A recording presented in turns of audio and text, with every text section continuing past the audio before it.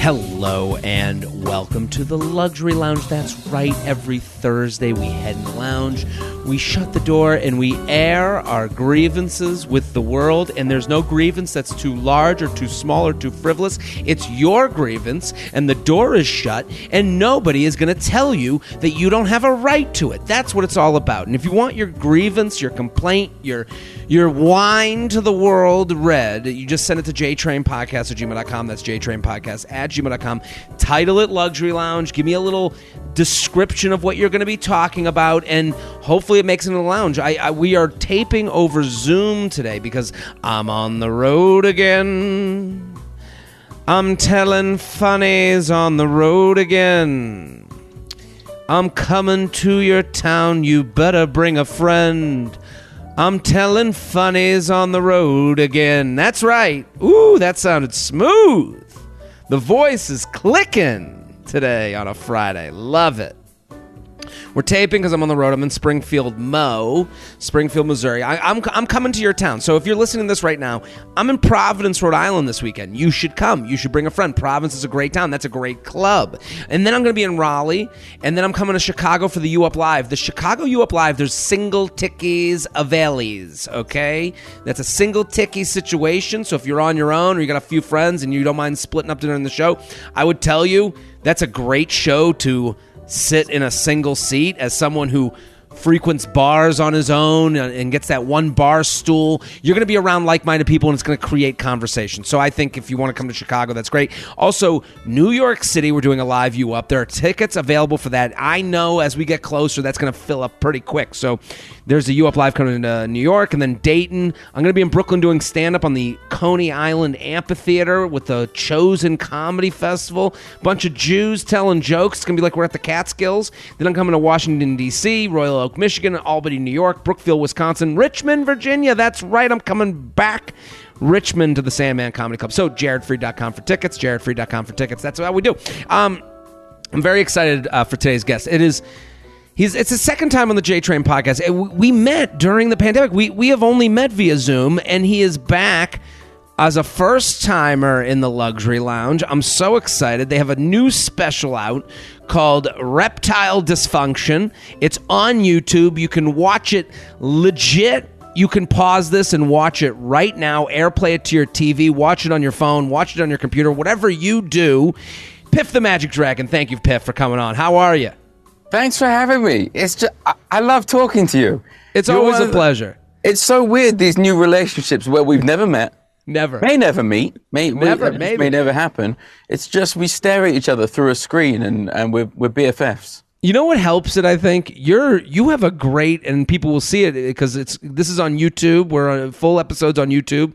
And I'm posting, clips on my Instagram. You have a great setup. Like, you've made it easy. You talk to a grandma who doesn't get technology, and you're just like, well, fuck that grandma. Like, you and I, we're set up, we're ready to go, and we have a clear connection, and it makes it easy to, get to know one another. We know how to do this stuff. Well, what happened was, I have a show in Vegas, 5 nights a week or whatever. The show that is. Let me stop you for a second because we have people. We got listeners all over the country. We have Vegas people. We have people that visit Vegas. You're doing a residency. That is like the dream. You're Celine Dion. 7 years. I've been there 7 years. Yeah. Do you feel like you're a part of the Vegas community? So anyone who goes to Vegas, you got to go check out Piff. He's amazing. And also, before you go check him out, check out the YouTube special. Again, go to Piff's YouTube channel. Go check it out. It's going to be all description in the description of this episode. We're going to have the link. We're going to share it out, and you're going to love it. Piff is hilarious. Do you feel part of the Vegas community? Like, do you feel like you're in? Because when I go to Vegas, you see I'm from Boston. When something happens in Boston, David Ortiz throws out the first pitch. You have Mark Wahlberg will sing the national anthem. It's always funny to me when you go to Vegas, like the people that are the Vegas people, like the Vegas locals are like Piff the Magic Dragon. Right, exactly. It's like they're part of the fabric of the community. Yeah, like Penn and Teller, they've been in Vegas now, I think, over 30 years or something. And they made it their mission so that when you think of Vegas, you think of Penn and Teller. It's almost, it's heartwarming. Yeah. I mean, it's like, so I just moved, actually. I was in this small room at the Flamingo, which is where we shot the special. And it's all the old stuff I used to do in that show, which we never aired. We finally recorded it, we got it down, and then I had lived in it until we wanted to, until we found a good time to release it. So that's in the old room. I moved into the biggest theater at the Flamingo, and the previous occupants were Donnie and Marie Osmond. Donnie and Marie Osmond. Again, Vegas royalty. They are part of the fabric. I keep using that phrase, fabric of the community, but it's got to be cool that you're a local fixture. I've got Marie Osmond's old dressing room. Oh man, that's amazing! Yeah. She had a steam shower. In your wildest dreams, she put a steam shower in that dressing room. Really? Yeah. So you have all the luxuries that Marie enjoyed. Exactly. There's a chair that I could get my makeup done in if I had hair or makeup. That's right. Well, you could zip up the suit and get it ready in the chair. I mean, in your wildest freshly steamed suit, in your wildest imagination in foggy London town, could you ever imagine you'd be in Vegas doing it like this? Let me tell you how opposite that is. When I was in London and I just started being a magic dragon, and it was going okay. Didn't blow up or anything. It was going okay. Just a young dragon out in the streets. Right, exactly. Yeah. Pitching his craft. Exactly. I started dating this girl. She was very well-to-do and very rich parents. And the parents hated me. They absolutely detested me. Wait a minute. This is... You mean to tell me this is Romeo and Juliet? You mean to tell me that a rich parents saw their daughter dating a guy in a dragon suit, going by Piff, and they were like, I can't have it. They had a problem. They had a problem with it, Jared. Who could have thunk? But the thing is, we were getting on really well. And it was clearly we were going to be together for a little bit. So one day I said to her mother, let me take you out for lunch. So we're going out for lunch with her mother, and I say, look, we're getting on great. Things are going really well. She's great. And I don't want there to be, this barrier between us. What can I do? Tell me what your problem is with me, and let me see if we can sort this out. I love it. Direct. Let's hash it out. Yeah. Let's figure this out. I love your daughter. You love your daughter. Let's be friends. Yeah. She said to me, well, the thing is, we think you're going to get more and more successful. And so you become so successful, you're going to land your own show in Las Vegas. You're going to fly across the ocean, and you're going to break our daughter's heart. And she didn't say that. She did. That's word for word. And I looked her in the eyes. They really believed in you. Right. I looked her in the eyes and I said, let me make you one promise right now. There is no way this dragon will ever have his own Las Vegas show. Are you serious? Is that a true story? Yeah, that's a true story. Yeah. That is hilarious. That's amazing. It's almost like here. I want to go meet that woman. Does she know she's like a sorceress? What else does she know? She's a psychic. Us? Yeah. What else does she know? I mean, it's so funny because usually the parents that don't like you, it's because they don't believe in what you're doing. Right. And and they believed in it so much that they wanted you to leave their daughter. And they had all the evidence they needed to not believe in it. They were like, here's a dickhead in a dragon outfit being grumpy on stage to people who don't want to see him. Crashing and burning. Because, I was doing open spots and whatever. Crashing and burning. Like, I had no money. I couldn't scrape it together. But no, they were only concerned with the glory of the Las Vegas period. I think that's so amazing. They were either incredibly dumb or incredibly clairvoyant. To believe this could be the outcome, you have to be you have to be naive almost, it's ridiculous. Yeah. No, even when the first time I came to Vegas, I came to do a show for a big magic convention thing. So I was there for like a week, and I came to this crazy town, and I was like, oh my God, who are these people? What is it like to live here? This must be a nightmare. Yeah. And I left thinking that was the one time I'd been to Vegas in my life. And then about a year later, somebody came to see me when I was doing a show in Australia. Somebody came to see me, and they said, we want to book you in this show in Las Vegas, and we want to give you a 10-year contract and all this other nonsense. And I was like, hang on a minute. Vegas was this crazy land. So I went out there again, and this time, because Vegas is the mecca of magic. You know, Sure. you've got Penn and Teller, David Copperfield, Chris Angel, a guy called Matt King, who's like one of the funniest comedy magicians you'll ever meet. And I had lunch with Matt King, and I said to him, what's it like to live here? And he said, it's great. You just, you live 20 minutes away from the strip, you have a pool in your back garden, you're living the life. Like everyone's really friendly here. You get to hang out with all the other Vegas headliners.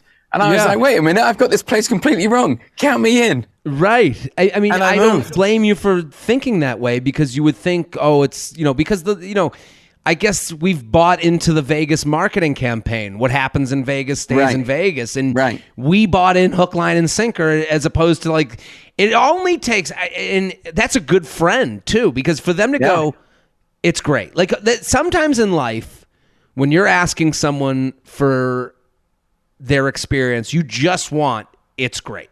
You just want good to go. I mean, I just need somebody to make a decision for me. That's all I need. Sometimes in life that matters. And I just booked a trip to take some time off. And like I went, my co-host on the U Up podcast, Jordana Abraham, I looked at her, I was like, I think I'm going to book a trip. And she was like, you should. And I was like, that's what I needed to hear. That's all you needed. Exactly. I called my parents. My mom was like, you're going to go alone? Who are you going to go with? What are you going to do? And I'm like, you're really just repeating all the negative thoughts I already had. Right, exactly. I've covered this ground. Yes, I did this. So, okay, listen. So, Piff, I am so happy to talk to you today. We're in the luxury lounge. We're going to read the complaints. If you have a complaint, send it to JTrainPodcast@gmail.com, JTrainPodcast@gmail.com, title it Luxury Lounge. Let us know what you're talking about. Piff, we want everyone to go follow you at Piff the Magic Dragon. We want everyone to go check out your show at the Flamingo. It's Thursday through Monday. What a great... And I always say this when people go to Vegas. You need tentpole events. If you're going to do a bachelorette, you're going to do a bachelor party, make Piff one of those events. Hey, one night we're doing the comedy magic show. And also, we want everyone to go check out the YouTube special, Reptile Dysfunction. It looks great. It's funny. You're all going to enjoy it. What a night on the couch. Reptile Dysfunction. You get a taste of Piff before you experience the real thing in Vegas. That's what everyone needs to go. Go check it out. Now, Piff, I'm going to do my complaint, and then we'll get to yours. Is that okay? Okay, you go for it. But I want you to complain with me. I want you to let me know if I'm right or wrong. I'm here for it. Okay. Hit the music, Shelby. Jared, he has some problems. Jared, he's got some issues to do. Get off his chest right now. Jared has a lot of issues. Jared has a issue with a lot of things that we can discuss. Can you relate to the problem now? Okay. My complaint is I checked in here yesterday, and I find that when you check into hotels, they do the same. When you check into a hotel, you're tired. You're tired. You just want to be in your room, in the bed, in your PJs. Just get that post-arrival nap. I'm here. I woke up at 5 a.m., got to the airport, flew from Newark to Atlanta, then had to fly from Atlanta to Springfield, Missouri. Then I got here and they go, your room isn't ready. And I listen, I understand that. I'm here at 11 a.m. So I go, take my number. We're going to text you when it's ready. So I go get breakfast. I go eat something. I go get a coffee. I do some writing. It was about 12:31 and I go, it's got to be ready by now. I've given them enough time. I get back to the hotel. They look at me and they go, I think it might be ready. Let me go check. And it's like, first of all, you're not on this as much as you should be. It shouldn't take me coming back for you to go, oh, it's ready. Oh, I just popped over at the perfect time. I just planned it right. As if I set the microwave for a certain amount of time. Then they send someone out to make sure the room is ready. The guy comes down, he goes, it's ready. Oh, everything worked out perfectly. I walked in the minute it was ready. It's like, okay, that means there was a half hour of time at the minimum where this room was ready before I got back. Now, she's going to make me the key, and this is what really bothers me. I want in the room immediately. I want to be in the room 10 minutes ago. She starts going, and you can get breakfast from 6 a.m. to 9:30 a.m. over here at our... And it's like, I don't need the song and dance before the movie. I just want to be in the room. I need 3 facts. I need what time do I have to check out? I need the Wi-Fi, how to get on the Wi-Fi, and I need to know where the gym is. Done. Give me that. You should be shoving me into the elevator to get me out of your face. Don't sit there, because what we all have to do is sit there going, you guys do a happy hour at 4:00 every... I don't give a shit. We have small light bites. I don't care. If I come across the light bites, I'll be happy to see them. Just give me the 3 facts. Get me in the room. Do you agree, Piff? First thing is, there's so much about the hotel life that's wrong. Yes. There's so much. This check-in thing, when we started in Vegas, we used to do Monday through Wednesday in Vegas, and then we would go a red-eye, land somewhere in the country Thursday morning, do press, and be done by like 9 a.m. That room, the one that we paid for, that's not available until 3 p.m. that day. It's a horrific process. What are they doing? Checkouts at 11. They need 4 hours to clean a room. They should be waiting. The people that are gonna do over the room, they should be waiting like they're there for like they're at the start of a marathon. Just waiting at the starting line at 11 a.m. to sprint through all the rooms. Like it's gotta be less than that. Exactly. And you're just there with all your luggage, just hanging out like a homeless person. Like yes. And this is not like, oh, that was unfortunate that happened that day. Every day they see this scenario. Also, every day it's not 100% changeover. There's 10 coming in, 20 going out. You have to know, what's coming ahead of time, except for a couple people that check in the day before or book it the night before. You know what? When I did America's Got Talent for the very first time, I took a red eye from Vegas to New York, and I landed, and I never sleep on red eyes. And I said, can you please just get me a hotel room so I can get 3 hours sleep before I do the audition? Guess what happened? What happened? Oh, your room will be ready at 3 p.m. I'm like, no, I need it. Yeah, I need it, guys. I have to go on TV. Help. There's got to be another option for travelers. Why isn't there half-day options? Like, why wouldn't there be, like, you shouldn't have to, get the hotel another night just to have it in the morning. There should be a half-day option. There should be someone that's checking out, because someone has a 6 a.m. flight. Right. We can work this out. We can work together to find a better way. There are 2 no-brainers here. Number 1, people arrive at 10 a.m. Deal with it, hotels. Deal with it. Yes. Number 2, if somebody hasn't arrived by midnight, don't give away their room. Why would you do that? They paid for the room the whole night. Yeah, exactly. That's the only reason. That would be the only reason they wanted a hotel is to sleep in it that night. Why do you think, they're going to turn up at 1 a.m. and be like, oh, you know what, forget it. I just sleep on the street outside. You're right. I won't get enough value for money. It's a crazy thing, and then the minute they do finally let you in, they're like, let me give you a 15-minute speech that you have to listen to about all the facts about this hotel. It's like, no. I don't. And because normal people are polite, normal people don't invite arguments. No one's going to look at you during the 10-minute speech. Oh, let me tell you about the pool level of the hotel. You go, no one's going to go, shut the fuck up, bitch. Get me in the fucking room. No, everyone's going to go along with you going, yes, can't wait. Ooh, I love a banquet room. No, get me in the room. Shove me in there. Throw me in there like some old luggage. We need a fast track lane. Yes. We need the TSA pre-check for hotels. Where, we know what we're doing. We know how to check into a hotel. We know how to get in, get out, get our sleep, get the shower, get moving, do whatever we want to do. I know we don't the need key. to be shown the elevators. Yeah, I know the key is used to get up the elevator. I understand that. I can see the big key thing that I have to use. I'll figure that out. Just throw the key at me and let me get in the room. Okay, Piff, do you have a complaint? I even have a special key that I put in, where you have to put the key in to keep the electricity on. Yes. Fuck that shit. I put You bring one with you? Yeah, That's a very European thing. Yeah.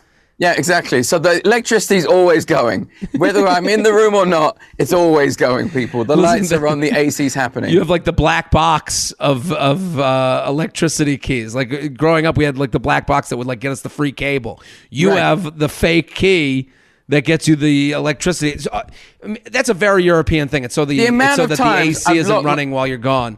The amount of times I've locked myself out of my room because my key's in the stupid thing and I just walk out the door without it. I mean, who came up with that idea? Somebody thought that was a miracle. Somebody's like, I've got the greatest idea of all time. This is how we save electricity. Well, they disguise it as save electricity when it's really, this is how we save the hotel money. Like they're like, we put the key in the thing because we want to save the icebergs. And you go, no, you fucking don't give a shit about the icebergs. You care about your bottom line. Piff, do you have a complaint? I did a gig in Dubai. And I was staying in this hotel, and I was doing I was working at a restaurant at the bottom of a ski slope in Dubai. Okay. Genuine My snow. parents have been. They told me about that. They make snow, right? Yeah. And every day, as I'd leave my hotel room, I'd turn off the light to save power. And I was like, that is one of the most futile gestures I'll ever make in my life. They're literally keeping a mountain cold in the middle of the desert. Here's my complaint. You ready? Hold on. Hit the music. It's the guest's turn to complain. They're ready to jump in. They've got lots of problems too. It ain't all about Jared. Let's hear their complaint of the day. Let's hear their complaint of the day. They're invited on the show to have some fun and complain with you.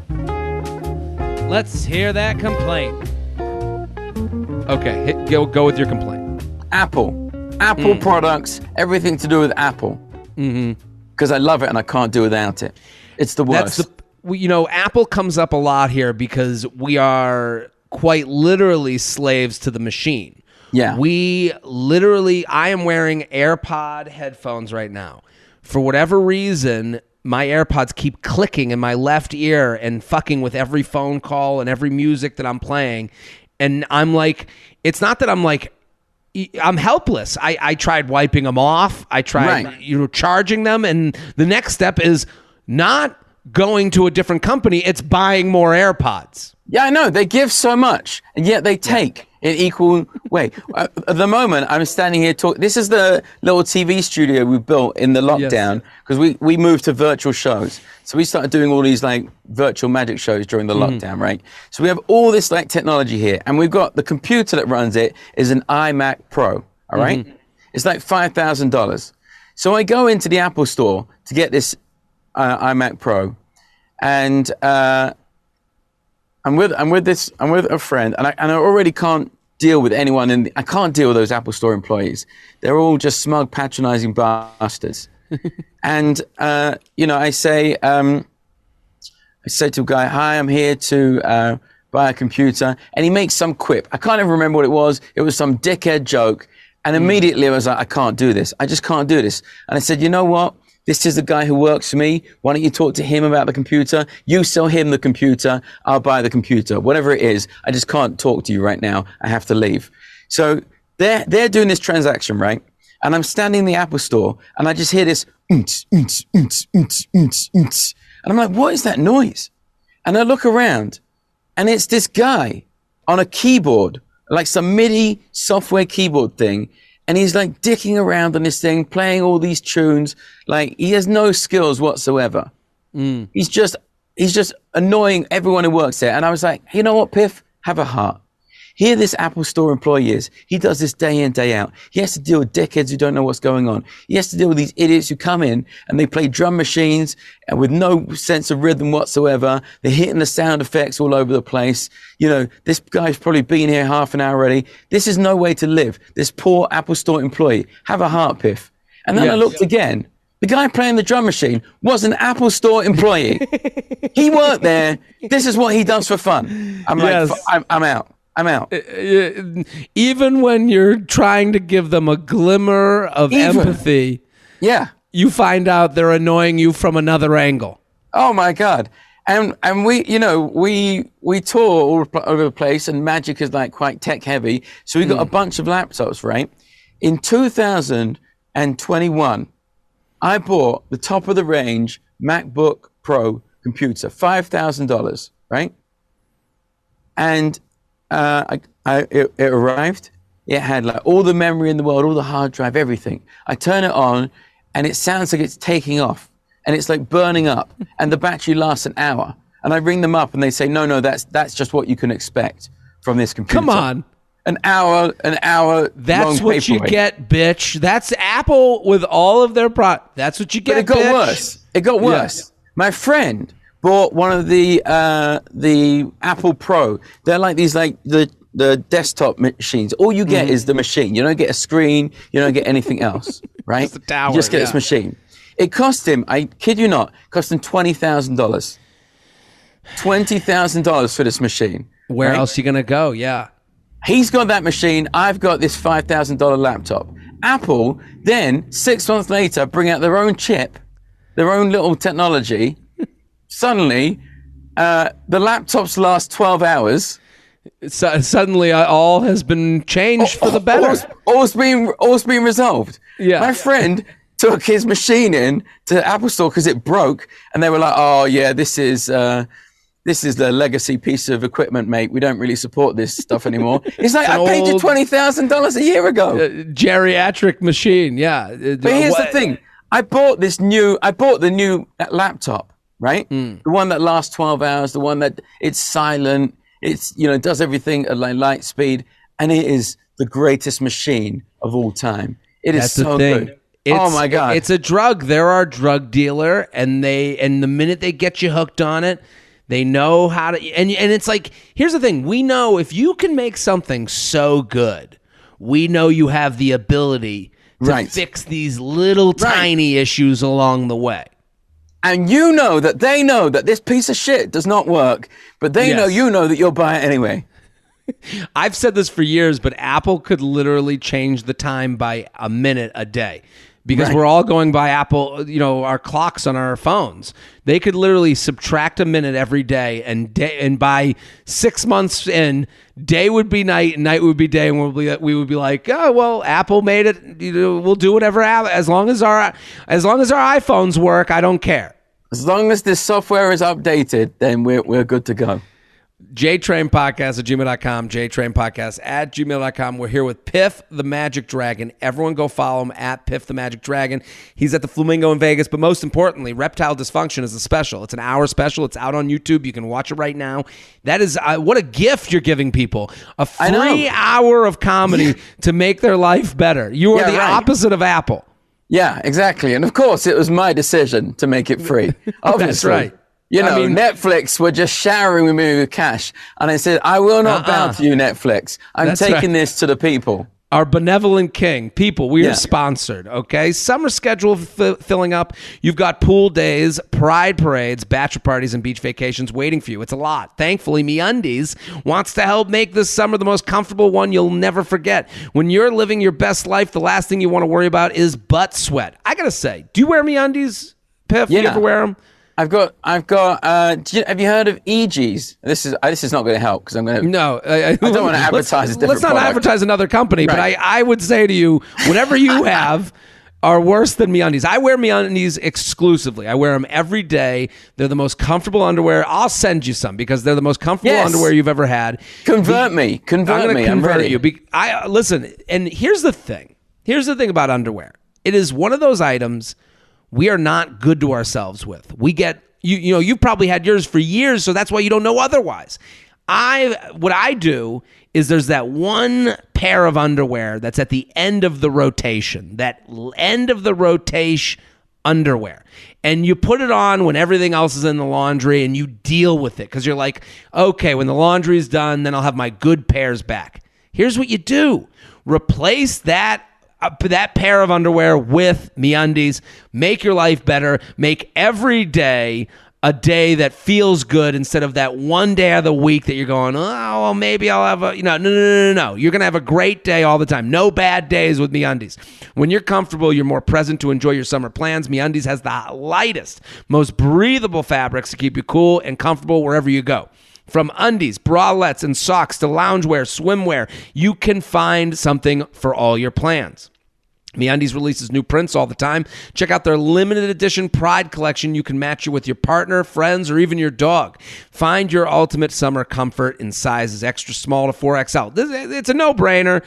Also, the fun prints, if you're a single person out there, the minute you disrobe, it's like a fun surprise. Look at you got dragons on. I'm sure they got a dragon pair.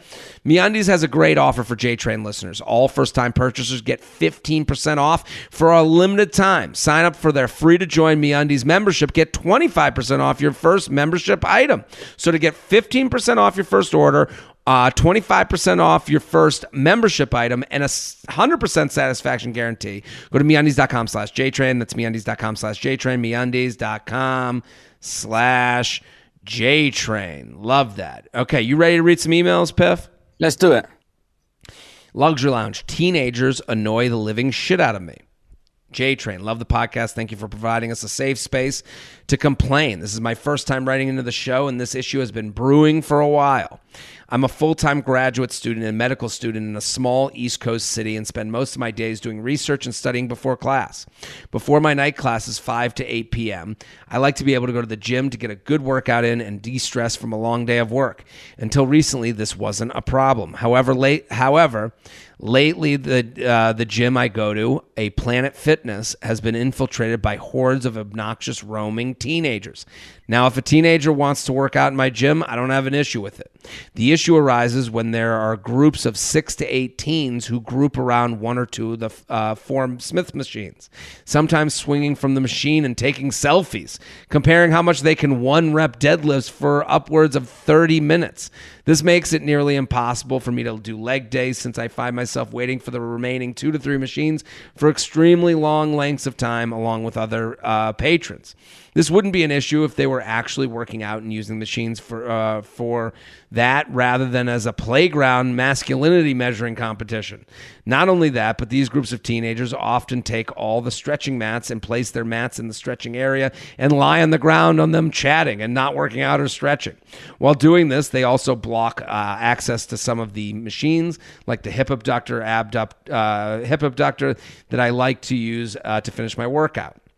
I don't want to be trying to get in an ab workout while surrounded by a pack of socially unaware teenagers staring at their phones, and I shouldn't have to ask them to move so I can use gym machines.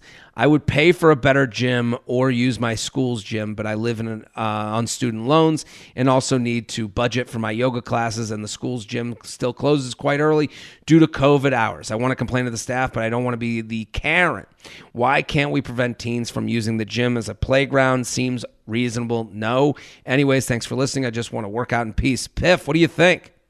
Well, first of all, I'm allergic to gyms. I've never been. I not once in my life have I done a workout in a gym, in a public gym. Never. No, I'm intimidated by it. It got to the point where we built a gym in the house just so I wouldn't have to go to one. Really? What do you use in the house? We got one of those. We got a machine that does like lat pulls and does the legs and all that. It's like one of those combo machines. Well, then I've got like a pull-up thing. Mm-hmm. Then I've got like a squat rack. And I just got this exercise bike that does you ride along like a summer's day for 2 minutes, then you pedal really hard for 20 seconds, then you ride along like a summer's day, and then pedal 20 seconds, ride along like a summer's day, takes 5 minutes. Apparently, it's the same as a 45-minute workout. I mean, how can you go wrong? This is the thing. This is your whole point that you're bringing up is efficiency. Yeah. When you go to the gym, you doing pedaling for 20 seconds, pedal off for 40 seconds, and then you go, it's been a 45-minute workout, didn't even notice. Everyone wants to get through a workout. You want to have worked out. You don't want to work out. There's two different feelings, right? You want to be done with the workout. Exactly. I hired a personal trainer for 2 years. 2 years. And I thought, I'm going to give this 2 years because surely by the end of the 2 years, I'm going to enjoy working out. No. No, and this, let me use this to plug my friend Forzag at Forzag. I work out with him. The beauty of his workouts is I turn on the phone. I'm done in 45 minutes at a minimum, 45 minutes, and I'm done. I turn off the phone. Goodbye. I'm done. This person's problem isn't as much teenagers, because this happens at gyms no matter what the age is. These people use the machines. They use it to sit down. The machine is their couch. The machine is their hangout. They're on their phones. The workout machines and the public restroom are basically the same thing, because once you're on it, you don't care about the line waiting for it at all. I used to work out in a gym and I'd be sitting there, how long you got left? How many sets you got? You have to do that annoying thing. How many sets you got left? So you put it in their head that, okay, that means I'm waiting. And some people will be on a schedule and be on time, and other people don't give a shit. They're there for the whole day. They're on their schedule. Every gym should have a bouncer. Every gym should be moving people along. Every gym needs security, roaming, walking around saying, hey, I've seen you on there. Every gym also should have a red button that you press when you get onto the machine. If you go over 10 minutes, you're done. A big loud alarm, flies you off. A big loud alarm plays, and then at least at that point you can see, oh, this person has 9 minutes left. I'll go do other things, because we all want to go to the gym, but we mostly want to be done with the gym.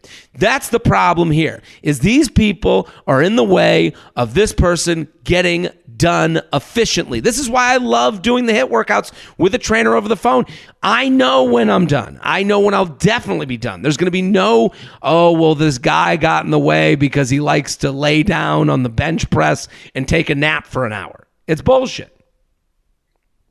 I'm with you 100% here. JTrainPodcast@gmail.com. JTrainPodcast@gmail.com.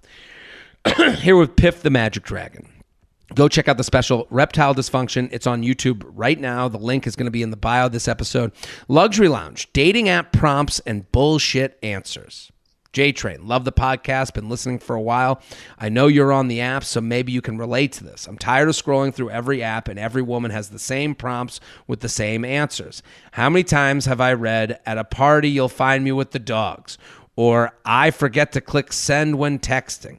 You think by now how much dating apps have changed over time. There'd be some kind of AI checking to say, nope, try again. At this point, it seems like every dating app and profile is exactly the same. What are your thoughts? Piff, are you a single guy? Or you're in a relationship, I remember. Yeah, I'm in a relationship. 7 years now or something. Not the girl from London who I left. No, different with the very positive parents. Yeah, exactly. No, with the parents of incredible belief. No, I don't know. We've been together so long now, but we're not married. So what do you call it? We're together. Living in sin. We're living in sin. Jade Simone, who's in the special and in my show, she's my showgirl assistant, the showgirl with the Dragon to-do list, and her and I have been together for this long. So, and I haven't missed anything from that world for many years you kind now. of escaped the apps. And here's the thing: you guys have been together for 7 years, so it's the apps were around when you were single. When I first came to Vegas, I've got a dark story. If you want to hear one. I mean, I hope. When I first came to Vegas, I was on Tinder. Okay. And I met this girl on Tinder. And, we got along. She was a mathematician, which is not that uncommon because there's a lot of stats-based work in Las Vegas with the casinos. Interesting. That is one of those things. The minute you explained it, I go, it does make sense that a mathematician would be in Vegas. Yes. Yeah, it was a little weird at first. I was like, oh yeah, I get it. She's doing a mathematician. the odds. Yeah. Right. We're getting on fine. We're getting on pretty well. I say, hey, let's meet up. You want to get lunch? She's like, yeah. This is the place we're going for lunch. A little restaurant called Brio. Mm-hmm. I know Brio. Yeah, you know Brio. Yes. So I'm driving there. Brio exists in every upper crust mall in America. Everything in Las Vegas exists everywhere else. That's the thing about Las Vegas. There's nothing unique. Brio is in every upper middle class town in America. If you have It is if you have an outdoor mall that has walking, you can walk from shop to shop. A Brio exists there. But go on. So I get 10 minutes away. I'm driving. I get 10 minutes away. I get text from her. She says, I'm at the bar. I'm like, great. I'll be there in 10 minutes. So I get there. I look at the bar. There's nobody there. I'm like, oh, this is a bit weird. I hang out a little bit. Nothing happening. Eventually, I text her. I say, I'm at the bar. Where are you? She says, oh, I'm sorry. I'm just in the bathroom. I'll be out in a minute. Okay. About 3 minutes later, the bathroom door flies open. She comes storming out of the bathroom. She storms up to me. She sits down in the chair and she said, my boyfriend left me.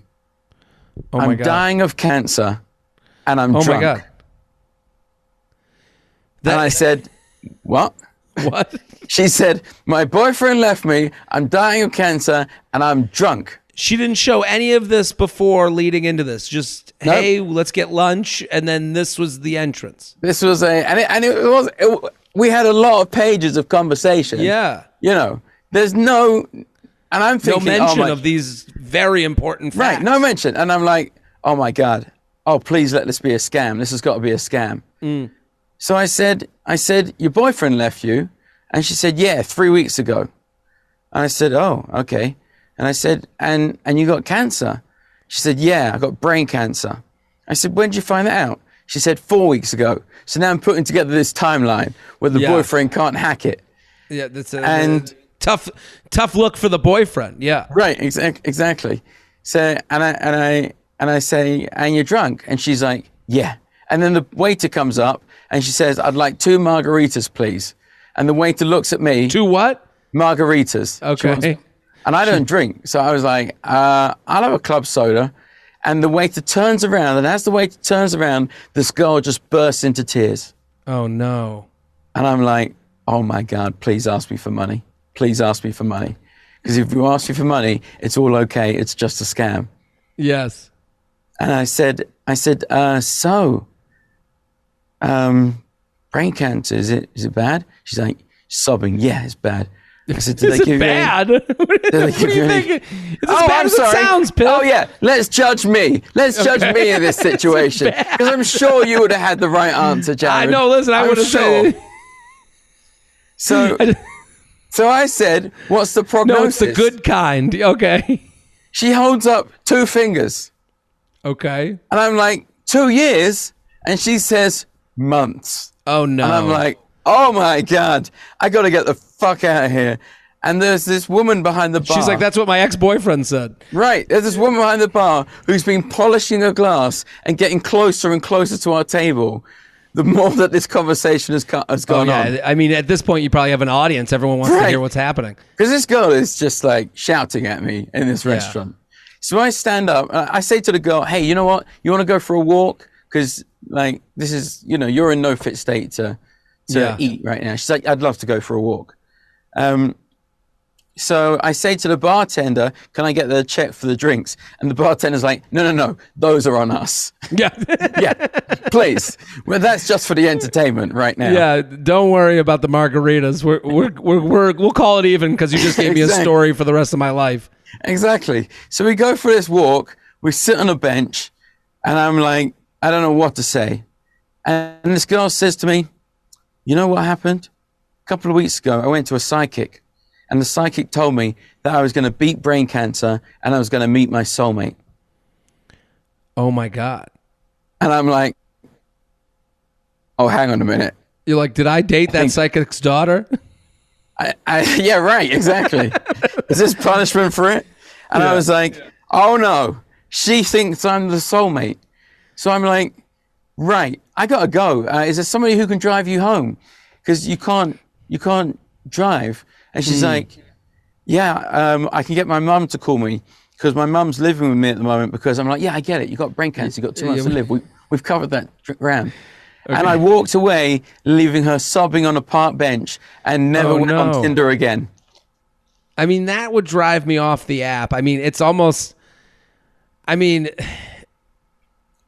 good for her getting all the information out on the table right away. Like, right, exactly. Good for her being like, here's what you're getting, and you might be my soulmate, and, The psychic said, I'm going to get over this. I mean, it is wild that nothing leading up, gave warning to this person being kind of all erratic, I mean, look, the texting back and forth went on over multiple days. If you've got 2 months to live, why are you what are you doing? Like, let's get to the point. Like, there's a lot. I'm free for what are we all today. doing? We're on our phones all day. What are we all? We're all just numbing ourselves until we get to the end, anyways, I guess. But I mean, that's a wild story. I mean, on the subject of dating apps, this person isn't wrong. But I'm sure if they, one of the prompts, if the responses was, I have 2 months to live, you might be the person that's my soulmate that, cures me of my ailments, you'd be turned away too. No, I think the AI would let that one through. They wouldn't have had seen that one before. They'd be like, brave choice. I would agree with this person. I think that you see a lot of the same responses on dating apps. The problem I have is that they think that they're right.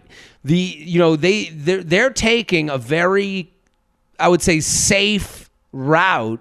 The answer to dating apps is to be so yourself that someone goes, nah-uh, or someone goes, yeah-huh, because for every nah-uh, there's a yeah-huh.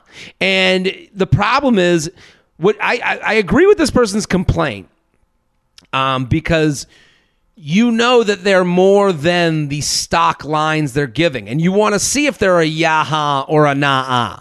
That's the problem, because if you're attracted to them, you're attracted to a lot of people. The prompts are the second level of attraction. It goes, do I like this person's face?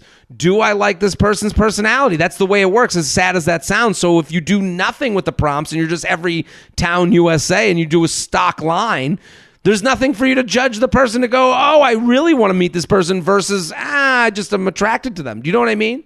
Exactly. If you've got 2 months left to live, you want to be getting right in there as quickly as you can. Throw it on the profile. JTrain podcast at gmail.com. JTrain podcast at gmail.com. Here with Piff the Magic Dragon. Go follow immediately.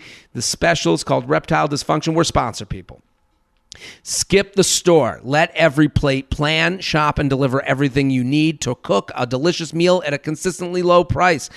There is nothing harder than saving money on food, because if you live alone or you live with your partner, especially if your household is a couple people and not a big family, you don't know how to purchase stuff for yourself. There's not a lot of ways to get a bunch of produce that won't go bad. In the summertime, I'd rather be out enjoying the sunshine than cooking in the kitchen. Every Plate helps me do that. Simple, stress-free recipes come together in just 6 steps and are ready in around 30 minutes or less. Choose between 17 recipes that change each week. Substitute proteins and sides to your liking. Switch up the dinner routine your way. Life's too short for boring dinners. I get sick of eating the same things over and over. Every Plate keeps my taste buds happy with seasonal recipes and a variety of meat and seafood and veggie options. Plus, I can swap out proteins and sides to match whatever mood I'm in.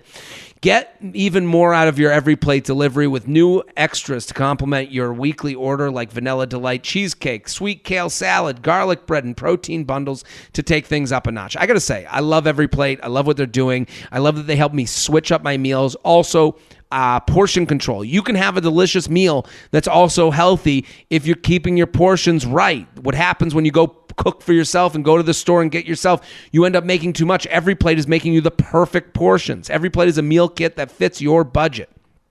I love it because it's great food at an even better price, with all the convenience of all the convenience of a more expensive meal plan. So this is a little bit less money. You're going to be saving money. Try Every Plate for just $1.79 per meal by going to everyplate.com.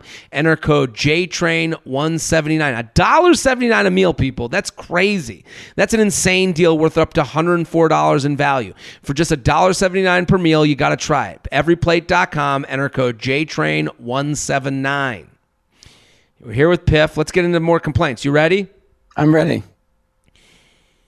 New Yorkers going to tourist trap restaurants in the city. Jared, feather. My complaint is that as a native New Yorker, I've been hardwired to avoid and despise NYC tourist trap restaurants like Hard Rock Cafe or Planet Hollywood. I mean, you're in the home of tourist traps. Yeah. Piff. Exactly. Do you have Vegas local places that you like to go eat? Do you have, or are you at Brio? What are you doing? Brio. It was Brio. I'm just hanging with the cancer patients at Brio. No, I like, because they have all these like great restaurants in the hotel.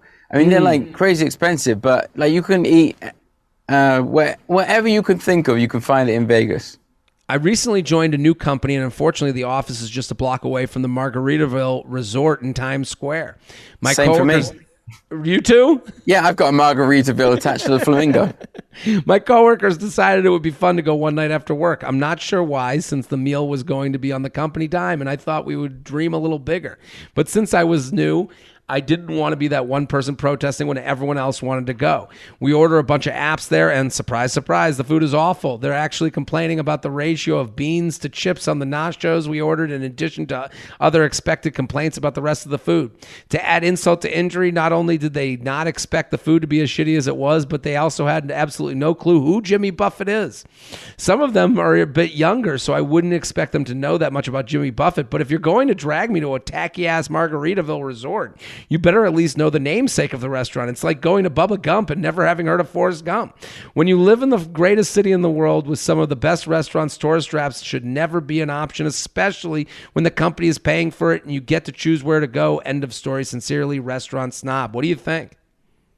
I went to a Red Lobster for the first time in New York. So I'm guilty as charged. I'd never been to New York haunt Red Lobster. Yeah, I'd never been to one. Always wanted to try one. And I decided that, my first time in New York was the moment to make it happen. Sorry, my phone just went off. I have the do not disturb on, and how did it get through? I have no idea. Okay, here's the thing. Red Lobster should be seen. Red Lobster in New York, maybe not the right place for exactly. it. Like, I'm going to go to a Red Lobster somewhere that, middle of the country on that highway that's the Anytown, USA type of deal. I was new to the country. I thought Red Lobster was a fine dining experience. But this is the problem. I agree with this person's problem, because it's like, hey, if we're all trying to be healthy, we're all trying to choose our shots. And if you're at a work event, you can't be negative about the work event dinner. You have to go along with it, and you have to go along with the crew. And the crew's like, hey, we're going to do Red Lobster as a joke. You're like, you've just wasted my opportunity for a fun meal with a meal that I know is going to be awful. They should have done drinks at Margaritaville. You get the margarita. You go get a fun margarita in a big fucking garbage can, and you all share it with a bunch of straws, and then you go somewhere wonderful in New York and Italian or a red sauce, a beautiful place on the company dime. They have wasted calories, money. That's the big thing. That's the big thing. I lost 30 pounds over the last couple of years, right? And it all comes down to, basically, I just can't eat as much as I thought I could.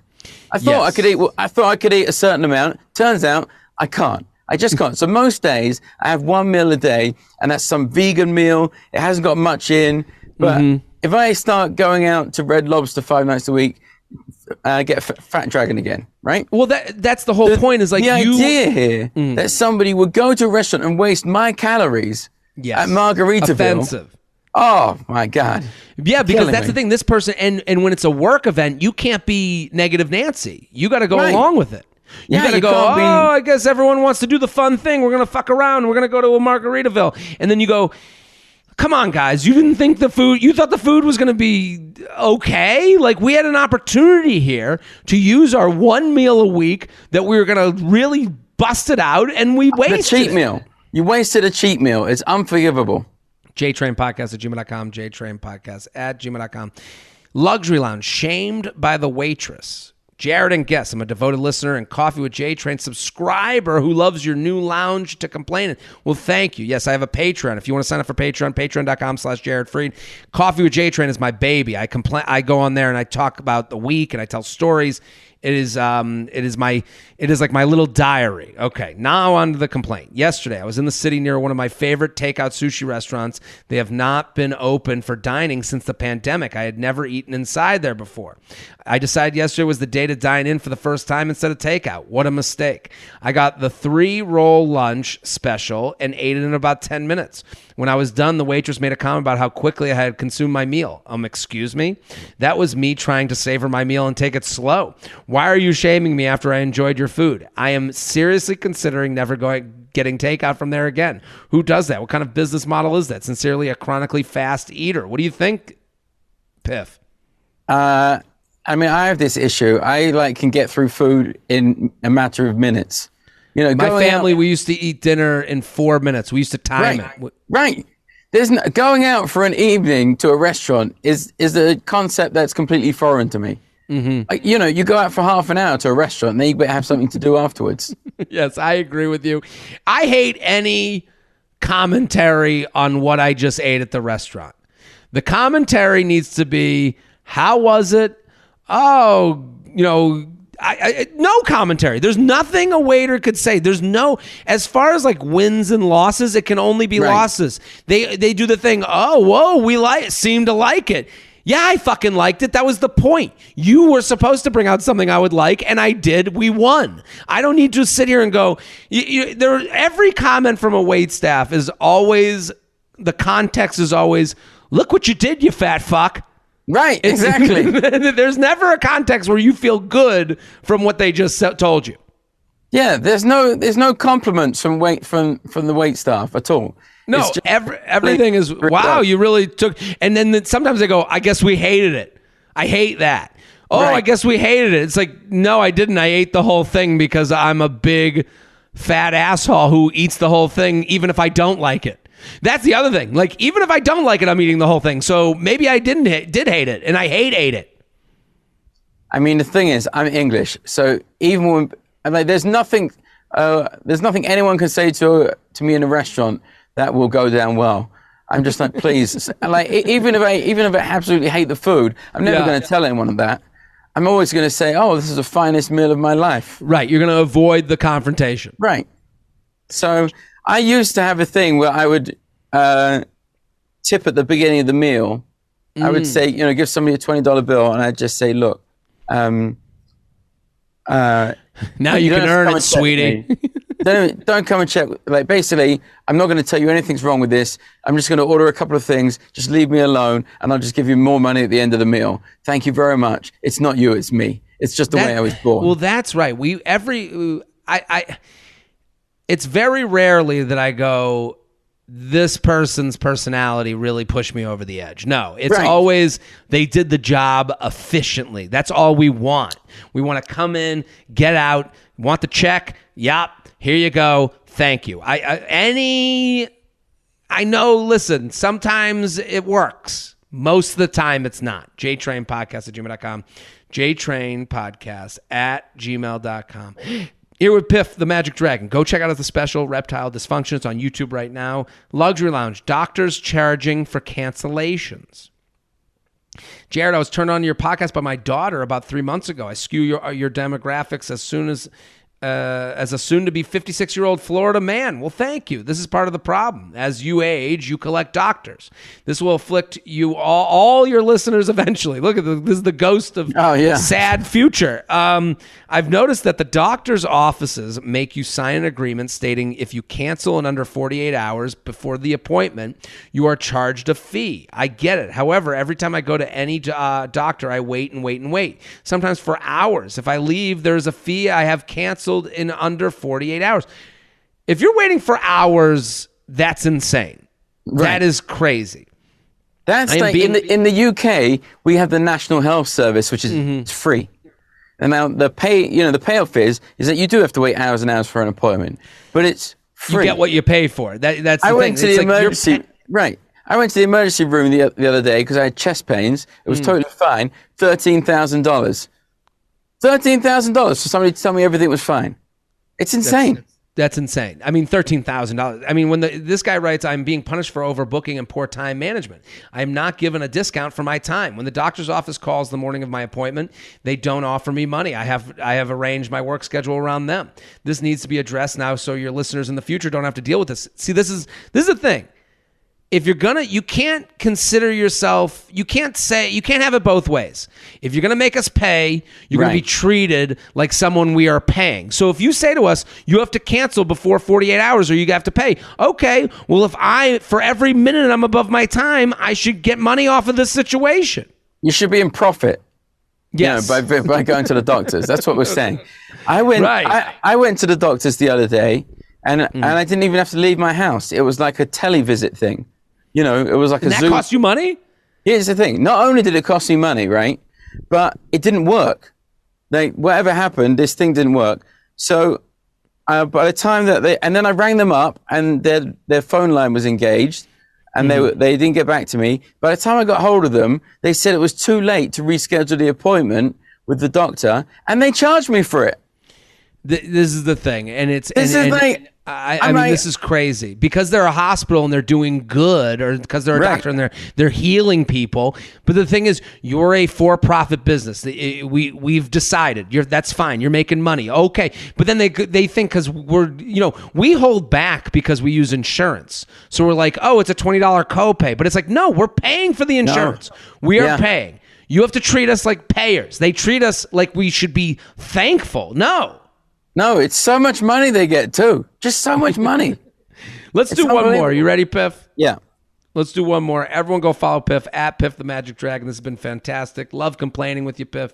Luxury Lounge. Bring back full-service gas stations. Hi, funny people. I'm here to complain. When I was a kid, I remember you could actually pull into a gas station and have choice of full or have a choice of full or self-service. And years later, when I had my own car and moved to New Jersey, I learned about the blissful statewide law that all gas stations are only full service. I have no reason to warrant this service except pure laziness and germophobia, but can we please stop pumping our own gas? During COVID, I realized just how gross and germy everything is, and gas pumps are disgusting. The credit card buttons, the screen that a million other people have touched, and nobody is out there cleaning these things. And on a hot summer day when the AC is blasting, or I'm in the middle of a great song, a torrential downpour, the last thing I want is to turn off my car and get out, only to stand in some nasty puddle of filthy water, or worse, food, puke, cigarettes, etc., on the ground while basking in the elements. Help, thanks. Now, do you pump a lot of gas? You have a car there? I'm going to have to jump in straight away here. This is somebody with no gratitude for living in America. Because let me tell you how it works. In America, you get out, you take that pump, you squeeze the handle, and then you just flip that little latch thing down that holds the handle up for you. Yes. And you go about your life. In England, you have to stand there getting a sort of hand cramp in the freezing weather, squeezing like there's no tomorrow, just to pump the gas. So, Piff, some states have outlawed that clip. Wow. So Massachusetts, I think, doesn't have that thing that holds up the gas. There's certain states that don't have it. And that's really the complaint here. There's no. It's like turning right on red. It's one of the greatest inventions the country has had. No right on red in New York City. Oh, come on. Yeah, because there's so many pedestrians. Oh. This is the thing. And I agree with this person. The full service gas station is a beautiful thing for many reasons, but most importantly, the jobs it creates. Right. We are living in a world where every day the machines take over and gain more ground. In New Jersey, that is the only state that is fighting the good fight. There are people that have good paying jobs that otherwise would be doing something horrible for themselves or horrible for other people. I do believe that. Every time I went into a sushi restaurant the other day, I was served by a robot. Stop it. Yeah. That scares the shit out of me. Well, that person that would have been waiting on you at the sushi restaurant is now in the streets. Like where are they? Where do they go? That person doesn't disappear. There's more people. There's not less people. So this person, the jobs it creates, what do they say? Idle hands are the devil's, The devil makes work for idle hands. Yes, and it's like, that scares me. I like that people are working at gas stations. It's a good job. I'll never forget it. I'll tell you this story. I'll never forget it. I'm at the Jersey Shore with a bunch of my college friends. We're in the car. We pull off to get gas. We're in the car, and I remember my friend in the front seat, he goes, He goes, I can't imagine having to be out here pumping gas. It's hot as hell. This seems like the worst job in the world. I can't believe it. Then we pull up to the gas station. The guy goes, what do you want? We said regular. He puts the gas in and he leans in the window. He goes, come, and he looks at us. He goes, coming back from the shore? We're like, yeah. We go, how are you doing? The guy pumping the gas looks at us. He goes, I'm fucking great. This is the best job in the world. He goes, I got my podcast in. I'm getting sun. I love this job. And he's got the latch, right? He's got the latch. He's got the latch. We all looked at each other in shock. We had just talked about how awful this job must be. And the guy doing it was like, this is the best job. I can't tell you how much I love it. I get tipped. I get paid well. I'm out in the sun. I'm enjoying my life. And that's the thing. Straight from the horse's mouth. It's a great job, and we're losing that in all parts of this great country of ours. Let's bring it back. JTrainPodcast@gmail.com. JTrainPodcast@gmail.com. Piff, can't thank you enough for coming on Zoom and joining me. This was great. Thanks so much for having me. Everyone go follow Piff at Piff the Magic Dragon. Go check him out at the Flamingo. What a great event to add to your trip if you're making it out to Vegas. Also, Reptile Dysfunction. It's on YouTube right now. I'm Jared Freid. Keep sending your emails. Keep sending them in. JTrainPodcast@gmail.com. We'll be back next episode. Boom.